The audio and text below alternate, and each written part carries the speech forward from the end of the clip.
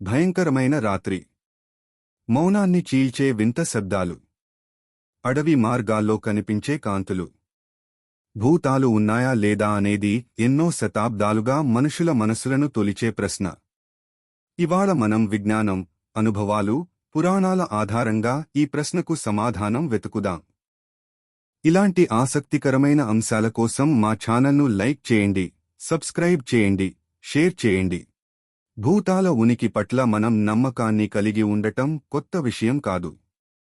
మన దేశంలోనే కాదు, ప్రపంచమంతటా వివిధ సంస్కృతుల్లోనూ ఈ నమ్మకాలు అనేక వందల ఏళ్లుగా కొనసాగుతూనే ఉన్నాయి.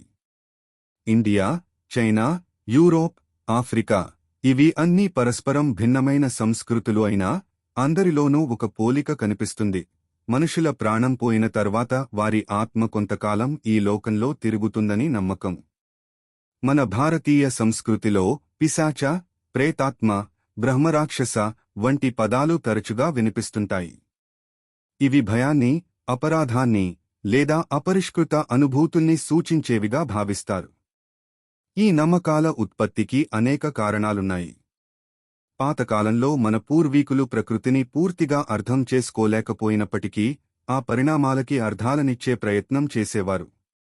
వైద్య విజ్ఞానం లేకపోయిన కాలంలో ఆకస్మిక మరణాలు, నిద్రలేపు స్థితులు లేదా మానసిక రుగ్మతలు అన్నీ కూడా భూత ప్రభావంగా భావించబడ్డాయి.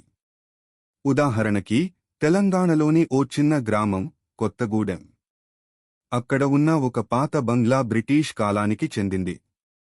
అది పూర్తిగా ఖాళీగా ఉండేది. కాని ప్రతిరోజూ రాత్రి 11 తర్వాత చప్పట్ల శబ్దాలు, మెట్లపై నడకలు, ఫర్నిచర్ కదిలిన శబ్దాలు వినిపించేవి. ఈ పరిస్థితిని చూసిన గ్రామస్తులు మొదట పెద్దగా పట్టించుకోలేదు. కాని రోజుకో వ్యక్తి భయంతో ఆ ప్రాంతం విడిచిపెట్టడం మొదలైంది.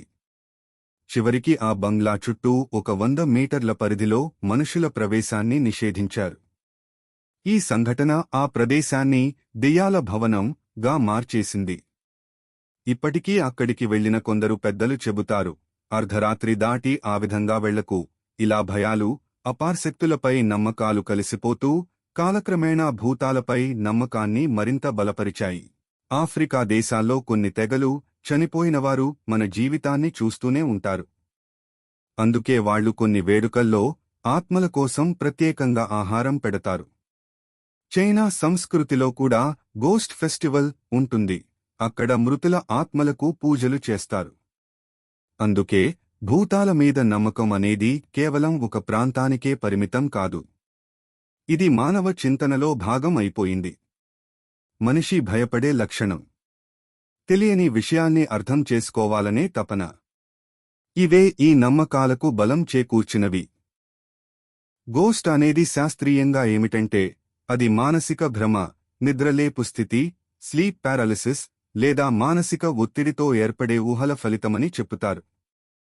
ఉదాహరణకి 1921లో మానవ మస్తిష్కంపై గూడువేసిన వింత తరంగాలు వలన భూతాల అనుభూతులు కలిగినట్లు చెప్పబడింది. ఇంగ్లాండ్లోని కొన్ని హాంటెడ్ హౌసెస్ని శాస్త్రజ్ఞులు పరిశీలించారు. అక్కడ పాత పెట్రోలియం పైపులు చప్పుడు చేస్తూ ఉండేవి. భూతం అనిపించిన దాని వెనక శాస్త్రం దాగుంది. కాని విజ్ఞానాన్ని పక్కనబెట్టినట్లయితే ప్రపంచవ్యాప్తంగా ఎంతోమంది తమ అనుభవాలను నిజంగా జరిగినవిగా చెబుతుంటారు. ఇవి సాధారణ కలలు కాదని, వారు చెప్పిన అనుభవాల ప్రకారం వింత వాసనలు, చలికాలంలోనూ ఒక్కసారిగా చర్మంపై చల్లదనం తాకడం, ఎవరో వెనుక నడుస్తున్నట్టు అనిపించడం, తెలియని శబ్దాలు వినిపించడం, కొన్ని సందర్భాల్లో దేహానుభూతి పూర్తిగా కోల్పోవడం వంటి అనుభూతులు వస్తాయని చెబుతారు. ఆశ్చర్యకరమైన విషయం ఏమిటంటే వీటిని చెప్పేవారు చదువు ఉన్నవాళ్లు, ఐటీ ఉద్యోగులు, డాక్టర్లు, ఇంజనీర్లు వంటి శాస్త్రీయ దృష్టి కలిగినవారే కావడం. మానసిక సమస్యలు లేని వారిలోనూ ఇటువంటి అనుభవాలు చోటు చేసుకోవడం శాస్త్రానికి ఒక సవాలుగా మారింది. ఉదాహరణకి అమెరికాలోని ఓ నర్సింగ్ హోంలో నర్సులు రాత్రిపూట పేషెంట్ల బెడ్లు తానేవే కదలడం, టీవీలు ఒక్కసారిగా ఆన్ కావడం, ఖాళీ గదిలో మూర్ఛిత రూపం కనిపించడం వంటి అనుభవాలను పంచుకున్నారు. మొదట వీటిని తక్కువగా తీసుకున్నా అదే రకమైన అనుభవాలు పునఃపునః జరుగుతూ ఉండటంతో అది నమ్మకంగా మారింది. ఇండియాలో కూడా ఇటువంటి అనుభవాలు వినిపిస్తూనే ఉంటాయి. బెంగళూరులో ఓ వ్యక్తి తన కొత్త అపార్ట్మెంట్లో రాత్రిపూట తలుపులు తడతాయని, ఫోన్ సిగ్నల్ పూర్తిగా పోయిపోతుందని, వెంటనే భయంకరమైన కలలు రావడం మొదలయిందని చెబుతాడు. చివరికి ఏమి జరిగిందో స్పష్టంగా చెప్పలేకపోయినా అతను ఆ ఇంట్లో ఉండేందుకు భయపడిపోతాడు. ఈ తరహా అనుభవాలు కల్పితమా?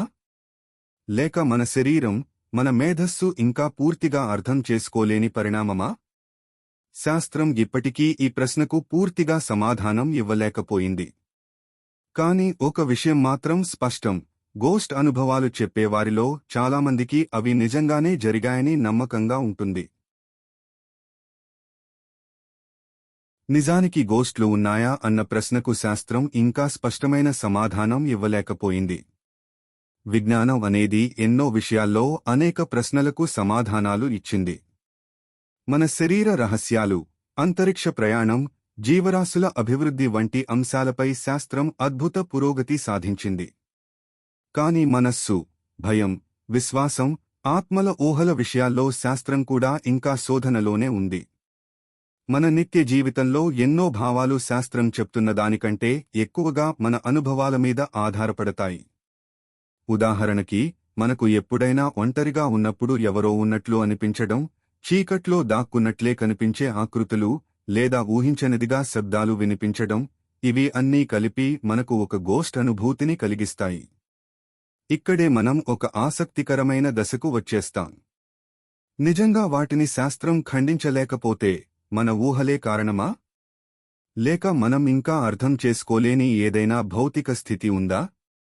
భయం అనే భావన మనిషిలో ఏదో తెలియని విభిన్న ఆవిష్కరణలకు దారి చూపుతుంది.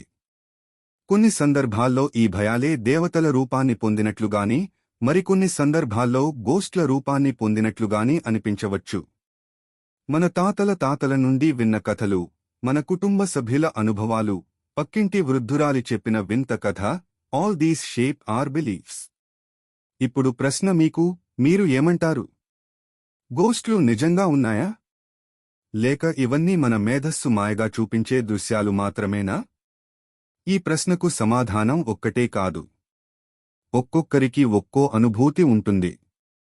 ఎవరికైనా ఒక రాత్రి జరిగిన వింత అనుభవం జీవితాంతం మారిపోని నమ్మకాన్ని కలిగించవచ్చు. మరొకరికి అది కేవలం ఊహ అని అనిపించవచ్చు. ఈ నేపథ్యంలో గోస్ట్లు ఉన్నాయా అన్నదానికి సమాధానం ఓ శాస్త్రీయ సత్యం కాకపోయినా ఓ వ్యక్తిగత నిజం మాత్రం కావచ్చు. మీరు భయపడతారా? మీకు భయంగా అనిపించే అనుభవం ఏదైనా ఉందా? కమెంట్ సెక్షన్లో చెప్పండి. ఇలాంటి ఆసక్తికరమైన టాపిక్స్ కోసం మా ఛానల్ను లైక్ చేయండి, సబ్స్క్రైబ్ చేయండి, షేర్ చేయండి.